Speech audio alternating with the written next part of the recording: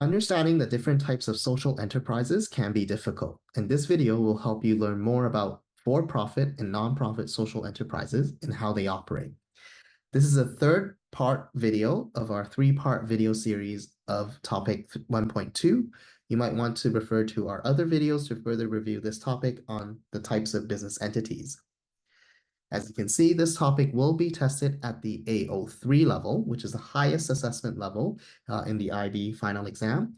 If you're wondering what these assessment objectives or AOs mean, you can check out the exam skills videos on the Diploma website. So let's get started.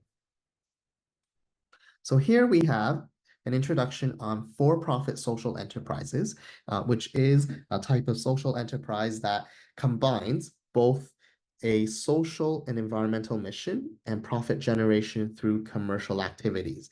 And the key word here is that if it is an organization that is classified as a for-profit social enterprise, these are businesses that are engaged in commercial activities, meaning that they do earn profits. Okay. A lot of students in the past, what they are confused about is when they hear the word social enterprises, they by default think that this is a company that doesn't earn any profits. That's a huge mistake a misconception that a lot of students make. In fact, for-profit social enterprises, they do make money.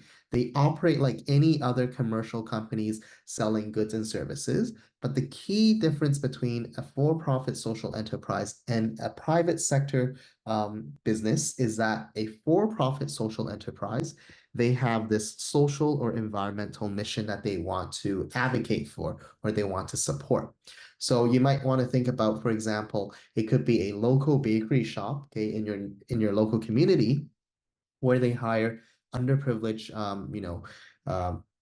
people, or they might have, for example, a local bakery where they hire people who have disabilities, for example. Again, these are types of businesses, for-profit social enterprises that operate as like a regular business because they're selling baked goods for, money for profits, right? But they are also hiring these people who are in need, who might be disabled, who might be underprivileged, for example.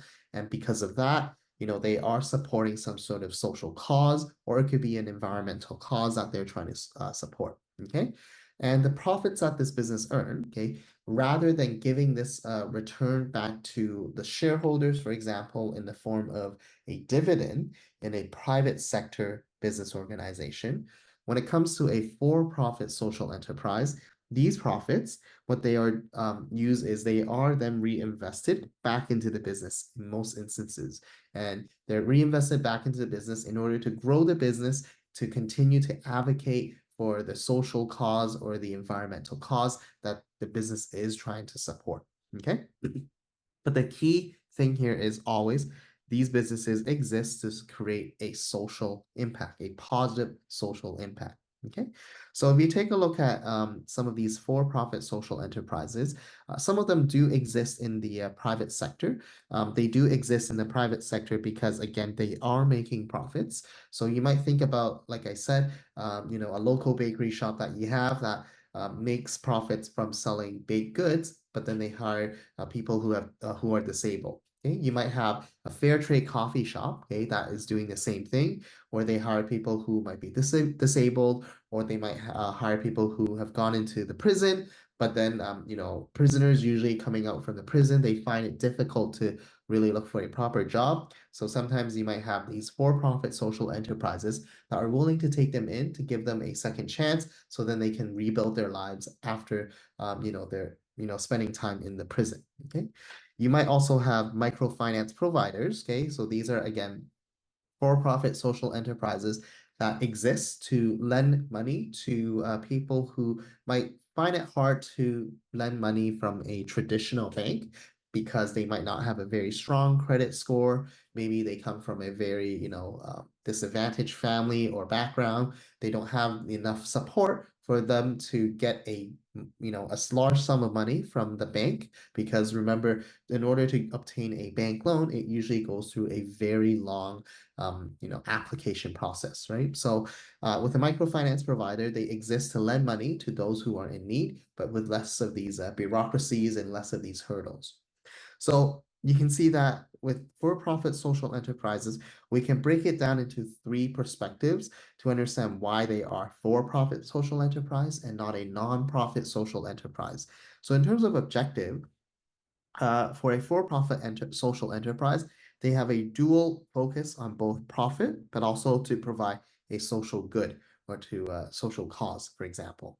In terms of funding for a for-profit social enterprise, they are either self-funded or they can be funded by a third party, such as a bank. Okay, so even a fair trade coffee shop would be able to go and obtain a bank loan from the bank as long as that they have enough evidence to suggest that their company is sustainable and can continue to grow. In terms of ownership, okay, for a for-profit social enterprise, they can be privately owned by an individual, or they could be owned by a large organization as well. Okay, so again, you see that these three aspects are very similar to the private sector for-profit organizations that we saw in the previous video under this topic on types of business entities. So they're very similar, but the key difference is, again, for-profit social enterprise, they do act in the interests of a social cause or an environmental cause. They do operate like any other regular company. They do operate in a commercial way. They do make profits, but the profits that they make, they are then reinvested back to continue to support that positive impact or social cause. Now, on the other hand, when we look at for-profit social enterprises in the public sector, okay, here you might see that you have organizations such as the government post office, for example. This would be an example of a for-profit social enterprise. Why is it a social enterprise? Well, for a government post office, again, they exist to provide a social cause, which is, to make sure that, postal services, okay, and mailing is, relatively cheap enough for the majority of the citizens in the country, okay. You might have an airline that would be, a for-profit social enterprise. So they're owned by the government, okay, and they do act in a commercial way. So such as Singapore Airlines, it is an organization, an airline company that is owned by the government, okay. Therefore, it is in a public sector, but then it serves for a greater cause, which is to provide affordable airfare and travel means for the citizens in Singapore, okay, for example. And again, you'll see that the objective, funding, and ownership are similar. The only difference is that in terms of funding for a public sector for-profit social enterprise, they are funded fully by the government. And in terms of ownership, they are majorly or fully owned by the government when it comes to a public sector for-profit social enterprise. Now, onwards to the next type of for-profit social enterprise, we also have another type, which is called a cooperative. Want to continue learning the content? Visit diplomely.org for the full video and access more BM resources.